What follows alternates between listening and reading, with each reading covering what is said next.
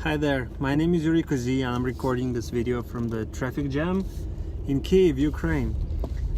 So everything is safe. I'm using the driving wheel with my two hands.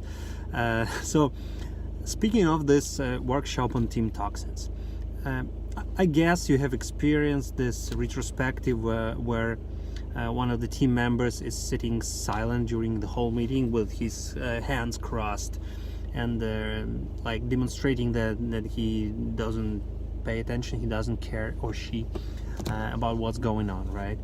Or on the other hand, another team member is dominating the discussion and presenting his or her viewpoints as the team's decision.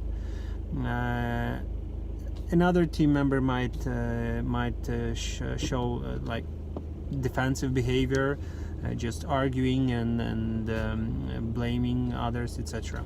So we all experience that as Scrum Masters and Agile coaches, and probably you heard the term toxic behavior or toxic communication. But what in fact what this toxicity means? What are these four types of toxins described by John Gottman? We will not just learn them, we will experience them.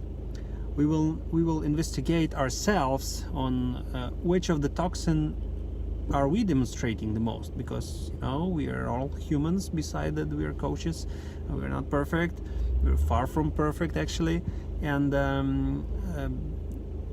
we sometimes also demonstrate toxic behavior, which is okay, right?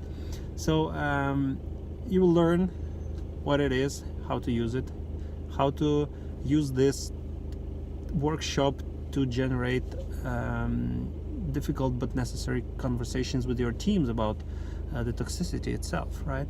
So Scrum Masters who have been on this workshop, they admit that it took them a few days to prepare and to handle the similar workshops, similar discussion during their team's retrospective, and this improved overall health of the team and the atmosphere and the team spirit. So I believe you will enjoy it. See you in LE on the pre-LE workshops in Riga this summer. See you.